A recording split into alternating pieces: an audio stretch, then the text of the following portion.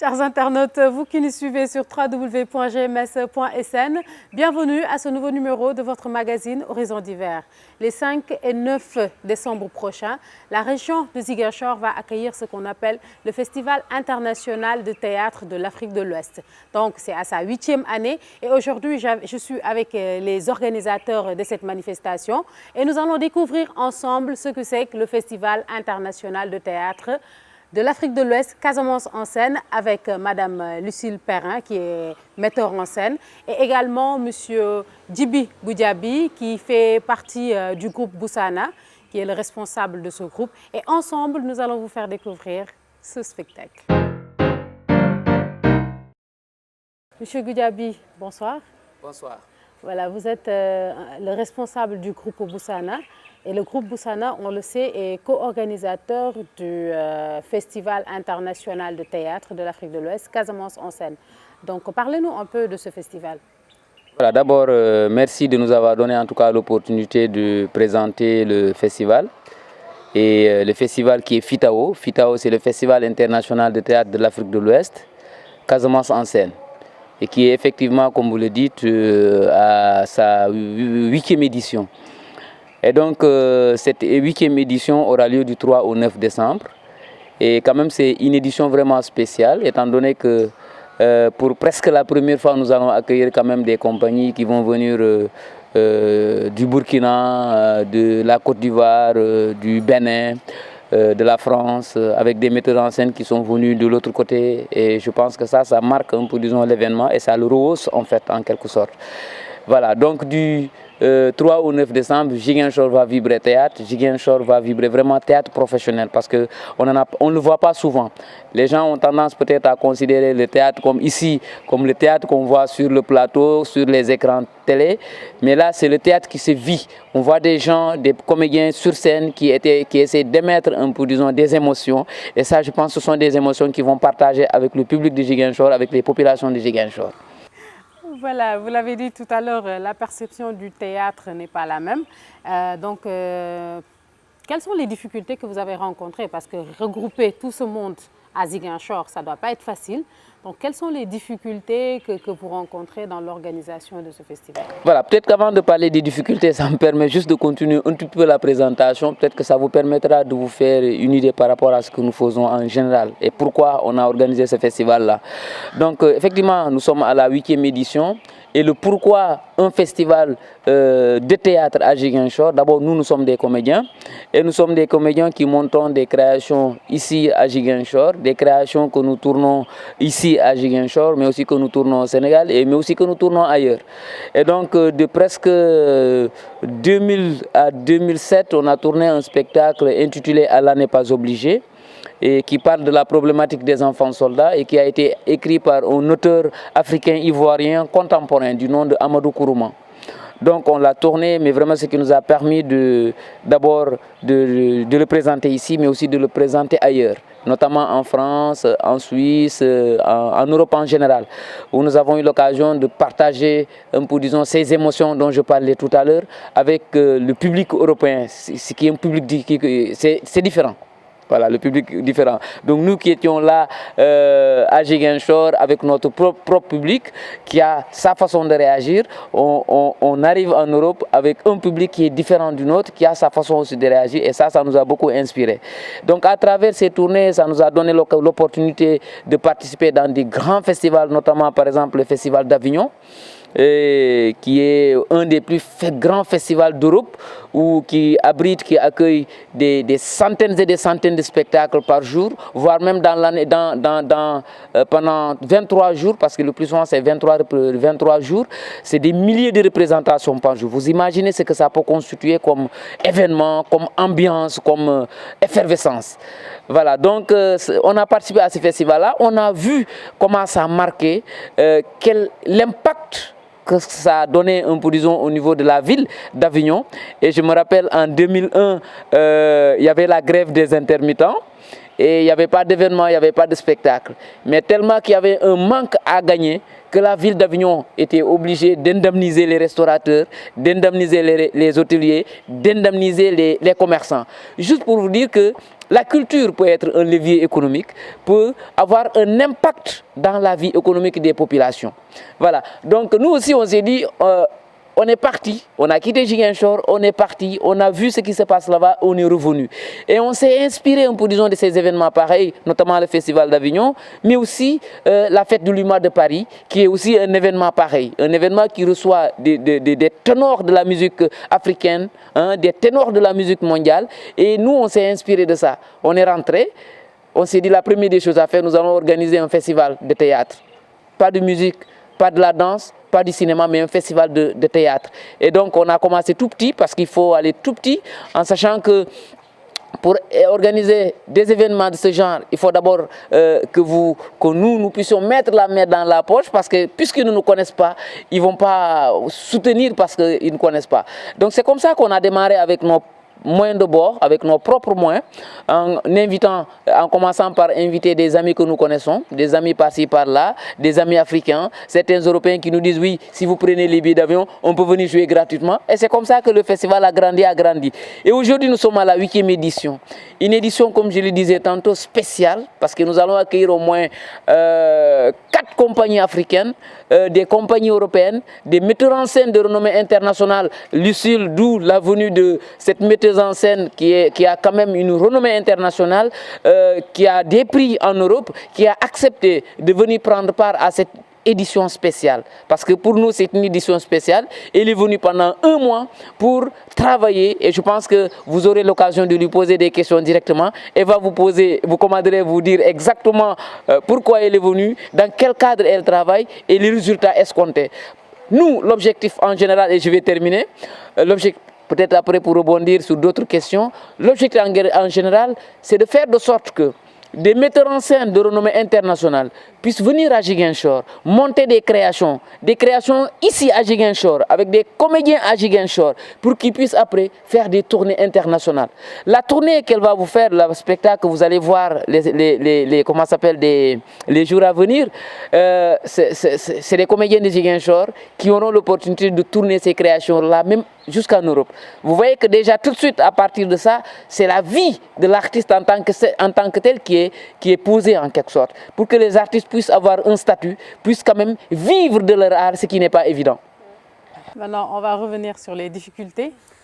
Voilà. J'ai parlé au point même d'oublier la question qui m'a été posée. Voilà, les difficultés, évidemment.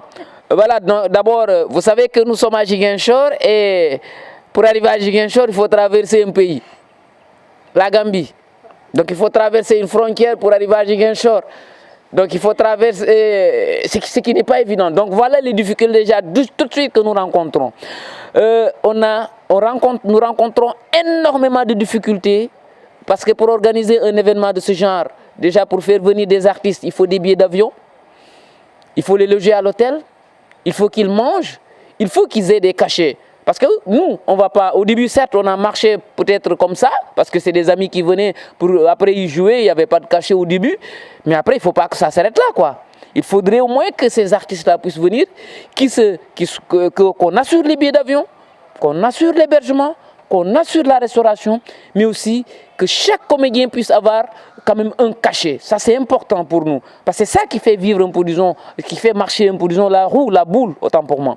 Voilà, c'est le professionnalisme que nous mettons en exergue, en quelque sorte. Que tout ce monde-là qui gravite autour de l'art en général, quand je dis de l'art en général, du théâtre en général, parce que le théâtre, ce n'est pas simplement le théâtre qui se voit sur scène. Derrière le théâtre, il y a le metteur en scène. Derrière le théâtre, il y a le technicien son et lumière. Derrière le théâtre, il y a la scénographie. Derrière le théâtre, il y a les costumes. Derrière le théâtre, il y a le décor. C'est tout le monde qui gravite autour de ça.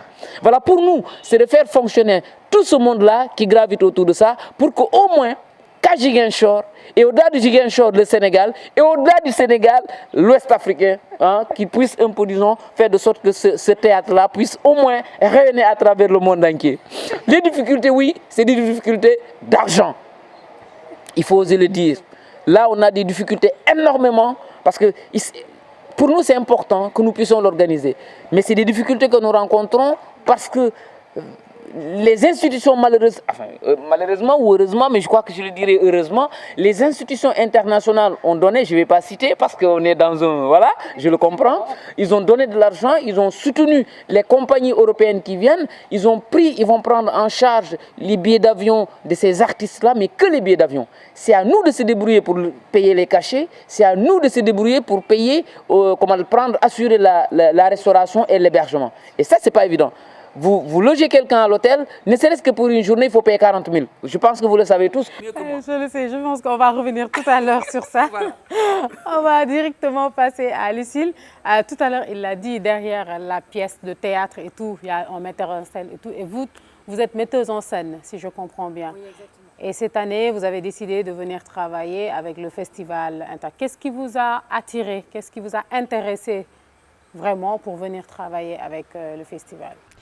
Déjà, ça a été une mise en contact entre l'auteur, Kofi Kwaole, qui parraine cette édition, et une rencontre avec Djibril et Boubou, avec qui on a vraiment construit un projet ensemble à 3. Au début, l'idée était de faire venir une pièce complètement, et puis rapidement, on s'est dit qu'économiquement, c'était pas intéressant, ni pour la France, ni pour en Casamance, et que l'idée serait de recréer une pièce, donc Brasserie, de Kofi Kwaole, donc qui est un auteur de théâtre contemporain ivoirien. Donc je suis venue là pour recréer la pièce avec des comédiens de Ziguinchor, les comédiens de la compagnie Boussaana. Donc ils sont 4, il y a Diatou, Lansana, François et David, et puis tout le reste de l'équipe avec Kelly, Papi, voilà, il y a plus d'une dizaine de personnes de Ziguinchor, à peu près tous des jeunes. Donc, et le projet était de se rencontrer, parce que quand on a une création à faire ensemble, on ne peut pas se mentir. C'est impossible. Parce qu'on a un mois pour comprendre un texte ensemble. Qu'est-ce qui dit ce texte ici en Casamance? Parce qu'il résonne tout particulièrement, parce que Brasserie, c'est l'histoire du capitaine S'en fout la mort et du caporal Fafou, qui donc dirigent une milice armée. Et ils ont fini par tuer toutes les autres milices armées et ils ont pris le pouvoir politique d'une région indépendantiste. Et donc là, on sort de 30 ans de guerre civile, mais c'est la milice armée qui a gagné. Donc il y a quand même un écho un peu particulier à Ziguinchor. C'est aussi ça le projet, c'est comment on parle de ça et comment c'est une farce. Donc c'est vraiment une pièce qui fait rire.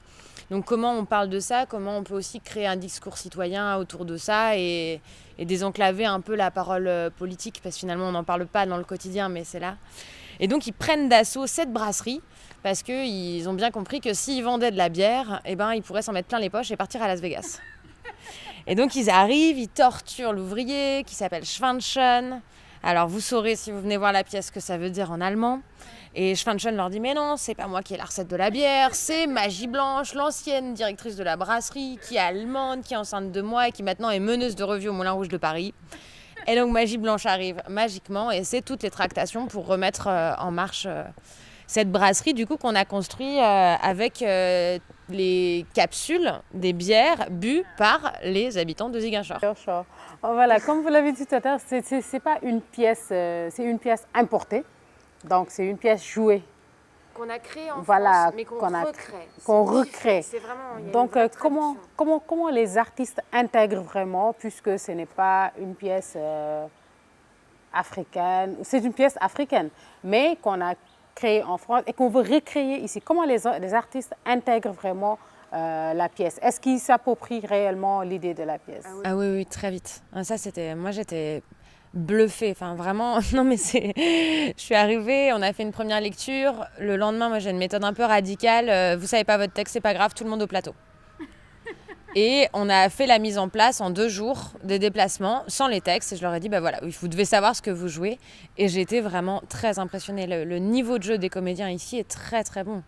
Tout ce qui se passe dans l'activité de Boussaana, ça crée une qualité de comédiens assez incroyable, alors même qu'il n'y a pas de formation à proprement parler d'école, il y a un savoir-faire et un savoir-être en plateau qui est très très généreux. Du coup, ils ont sont emparés comme ça et ils ont fait un énorme hug câlin à la pièce et ça a été vite, quoi. Ils sont vraiment... Moi, j'étais très impressionnée de ça. Voilà, Djiby, le festival, c'est quoi le programme du festival?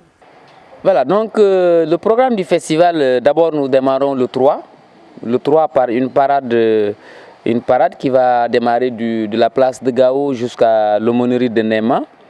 Donc à l'aumônerie de Néma, où on va inviter quand même plusieurs personnes des populations à venir déjà participer à cette ouverture officielle, parce que pour nous c'est important. Et donc il y aura des discours voilà, de toutes les personnes que nous avons invitées qui vont venir. On va accueillir une façon déjà d'accueillir tout ce beau monde qui va venir d'Afrique mais aussi d'Europe. Voilà, la nuit, c'est vraiment une scène ouverte, en tout cas une scène que nous ouvrons à tout le monde. Hein, tout le monde est invité à venir, soit c'est des trucs sketchs, des trucs d'humour, voilà, ou de la musique. Donc c'est vraiment un moment festif en quelque sorte. Donc le lendemain, nous allons démarrer avec la pièce de Lucille le soir. Donc des spectacles avec Gabir qui va jouer, mais aussi surtout la résidence des créations qui a été pendant 1 mois, ils ont travaillé, ils ne se connaissaient pas pourtant avant. Même elle, on ne se connaissait pas. C'était juste par, comment dirais-je, via l'internet, heureusement pour l'internet, et voilà. Et donc on s'est connus à travers l'internet comme ça, on a travaillé, on a mis en place un projet comme ça. Donc il est venu pour apporter sa contribution dans ce que nous sommes en train de faire. Et j'ai eu à regarder là, mais je pense que c'est un moment, à mon avis, qui va être formidable à ne pas rater. Un moment à ne pas manquer, ce moment-là. Donc ensuite, le lundi, c'est plusieurs thèmes, lundi, mardi, mercredi, tous les soirs, en tout cas à partir de 21 h, du 4 au 8, c'est spectacle non-stop. Je dis encore une fois, et j'insiste là-dessus, c'est du spectacle professionnel. Et il faudrait que les gens puissent faire la part des choses entre ce que les gens peut-être ont l'habitude de faire comme ça, avec des sketchs et tout ça. Mais c'est des spectacles professionnels. Quand on dit spectacle professionnel, c'est énormément d'éléments qui influent dans ça. C'est énormément de choses. Le travail, d'abord le fond de la pièce, la forme de la pièce. Quand je dis la forme de la pièce, cela veut dire que les gens ont mis du temps pour construire la forme, l'esthétique, la beauté, comment rendre le spectacle agréable, comment faire de sorte que les spectateurs puissent être embarqués dans ce qui se passe sur la scène. Et ça, c'est possible. Nous vous invitons vraiment à venir voir ça. Et ensuite, donc, ça, c'est les soirs. Les matinées, nous avons plusieurs thèmes à développer parce qu'on s'est dit, oui, on ne va pas simplement venir faire des représentations théâtrales et ça s'arrêter là.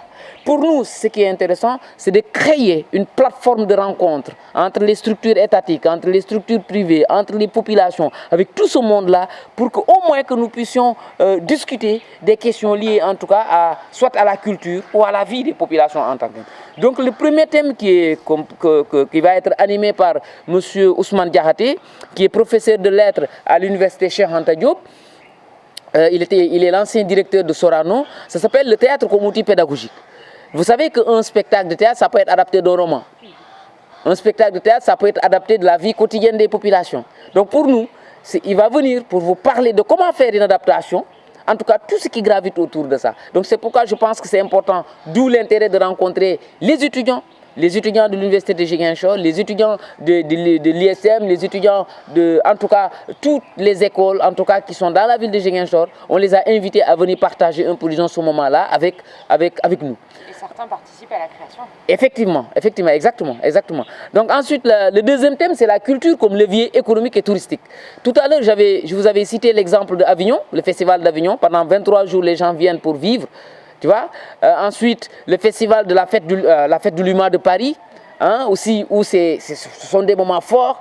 On voit voilà, le Massa en Côte d'Ivoire, on a le Burkina, les récréatrales, où c'est des gens qui viennent de partout, à travers le monde entier, pour échanger, pour partager, parce que la culture peut être un véritable levier économique. Il paraît qu'aux États-Unis, je ne sais pas si vous le savez, mais voilà, la culture, en tout cas, constitue un véritable levier économique. Le côté touristique, économique, autant pour moi culturel, est encore beaucoup plus développé que le secteur même de l'automobile.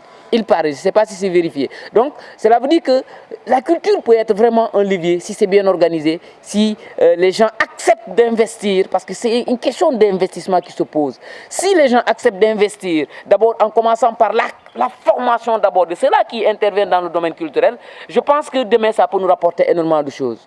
Nous sommes dans une ville où c'est le cosmopolitisme qui règne, une ville où c'est les Sérères, c'est les Diola, c'est les Peuls, c'est les Toucouleurs, c'est les Wolof. Et chacun de ces groupes ethniques a sa façon de faire. Donc nous, en tant que comédiens, en tant qu'acteurs culturels, en tant qu'artistes, ce qui nous intéresse, c'est quoi? C'est de s'inspirer de ce qui s'est fait de façon différente et de rendre ça sur la scène. C'est pas beau ça? C'est très beau. C'est très beau. Voilà, c'est ce qui nous intéresse. Et je pense que nous invitons encore une fois les autorités à nous accompagner dans cette action qui est noble. C'est pour nous, mais ce n'est pas simplement pour nous. Ça nous appartient, ça leur appartient aussi. Parce que le jour où ces acteurs au développement, ces acteurs culturels, le jour où ils vont se développer, c'est sûr que les retombées, c'est eux-mêmes qui vont bénéficier de ça. Effectivement. Voilà, Lucille, par rapport à votre projet, donc le projet, si je comprends bien, c'est de recréer cette scène. Donc après l'avoir recréée, qu'est-ce que vous prévoyez de faire avec ce groupe? L'idée déjà sur cette pièce-là, c'est de la tourner. Donc on travaille à ça, on a déjà commencé, on a tout un matériel on va capter la pièce et puis après c'est tout le fonctionnement de la diffusion, on envoie les vidéos, on travaille avec les partenaires pour qu'elle tourne.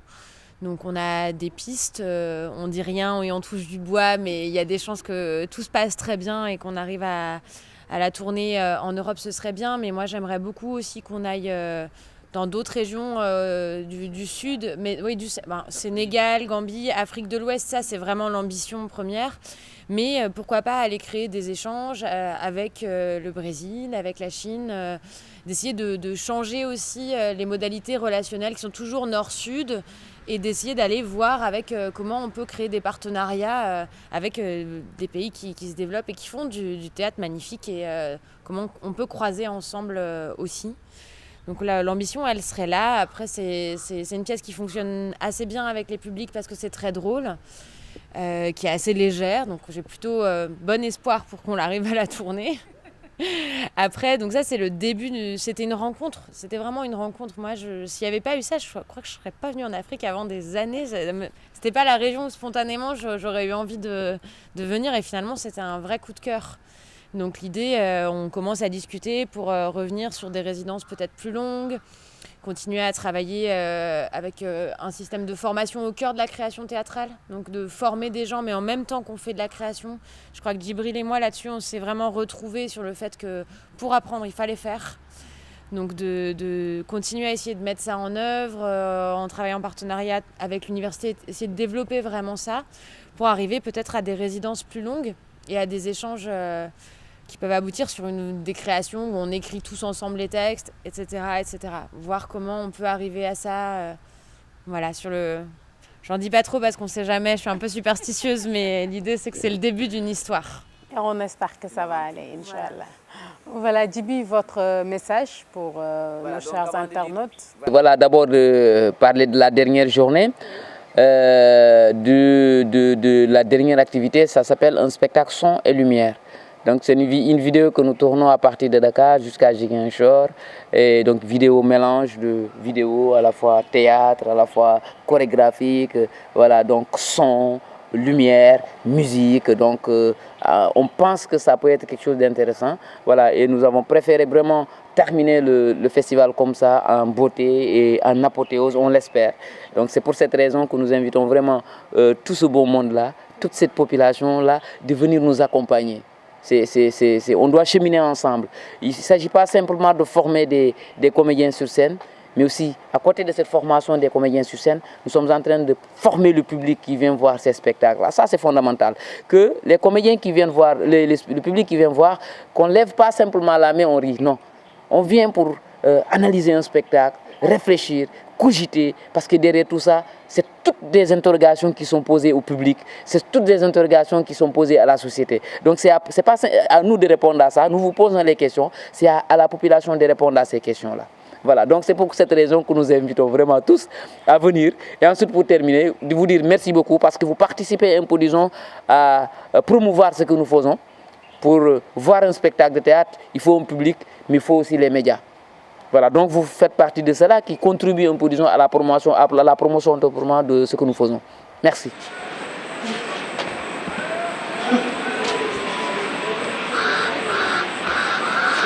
Comment a-t-il une femme?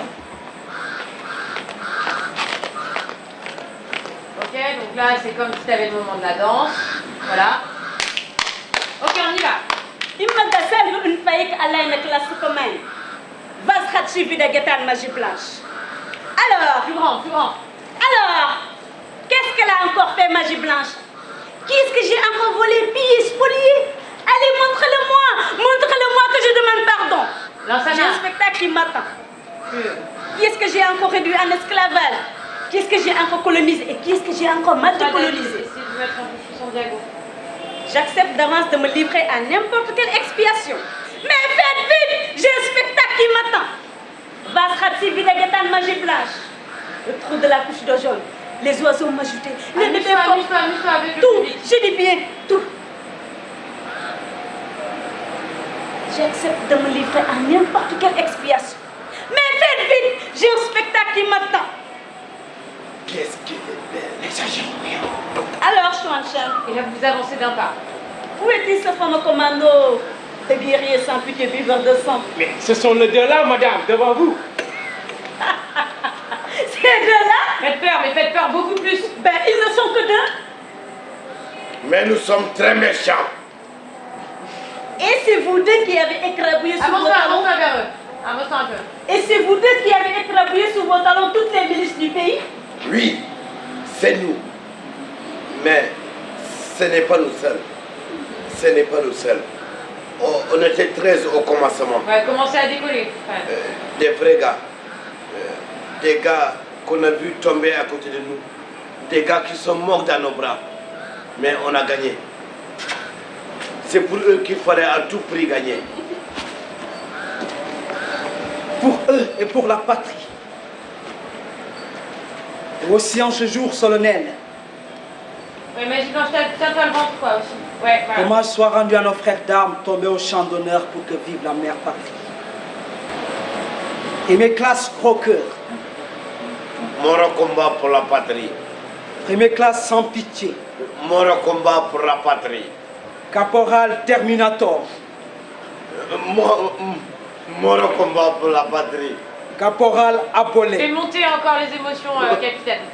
Mort au combat pour la patrie. sergent-chef Findjougou, Ouais, plus ça, plus fort encore. Mort au combat pour la patrie. sergent-chef viole à tous les étages, Mort au combat pour la À un patrie. moment, tu le cries, quoi. sergent Marco, Ouais, essaye, elle va crier. Essaye, vas-y, approche-toi et tu cries mort au combat pour la patrie, elle a peur. Mort au combat pour la patrie. sergent Cimetière,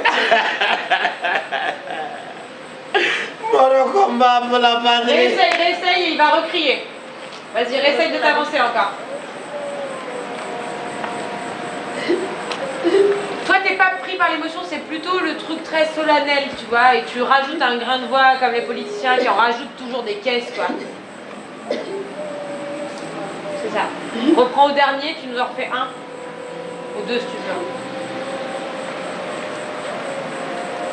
Ok, bon, il s'est remis. sous-lieutenant Marco, Mort au combat pour la patrie.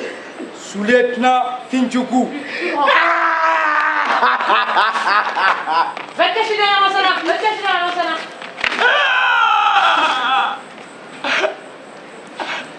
Mort au combat pour la patrie. lieutenant Youssouaté,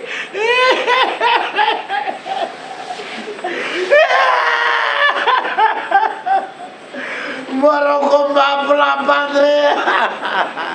Émouvant. T'avances pas trop. Cérémonie émouvante. Je partage votre douleur. Seulement là, je nage. Voilà, c'est bien ça. Je me noie. Pleure. Je ne comprends pas bien. Pleure, parce Pourquoi que je suis ici? voilà, tu sais mieux pleurer que lui quand même. Je ne comprends pas bien. Pourquoi je suis ici? Pour te dire. Parce que tout à l'heure, alors que j'étais en plein spectacle, on voulait vous séparer.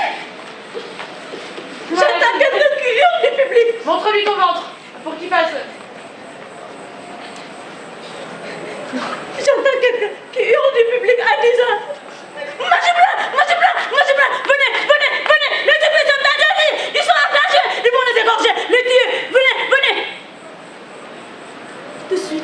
Ouais, voilà, c'est ça. Je reconnais ce petit prétentieux tueur de Chuan Chen. Fais-le en même temps. Passe le truc dans ta main gauche et il en prend un coup en passant. Et tout de suite, je reconnais ce petit prétentieux tueur de Chuan Chen. Les spectateurs grondent, crient, hurlent, cassent des chiennes. C'est un scandale. On n'a jamais vu ça au Moulin Rouge de Paris. Mais d'où sort-il cette énergumène? Capitaine. Et puis, pourquoi l'appelle-t-il Magie Blanche, Magie Blanche? Il faut que je vous dise. À Paris. Avance-toi pas trop pour les lumières. À Paris. Voilà. Ok. Personne ne me connaît sous le nom de Magie Blanche. Tout Paris m'appelle Mouvement très rapide. la Joséphine Baker bavaroise.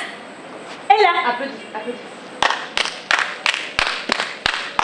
je me retrouve ici en pleine jungle, à nouveau dans ce pays que j'avais nourri de ma bière nourricière comme une mère à l'aide de ses mamelles porte de marmotte.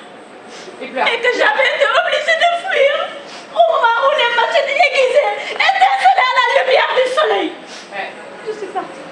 C'est ça. Je suis partie. J'ai pris les clés avec la haine. Plus de Magie Blanche. Magie Blanche, camp pour camp. Hé, arrête avec ton cirque. Arrête, triple imbécile. On reprend ça. C'est bon,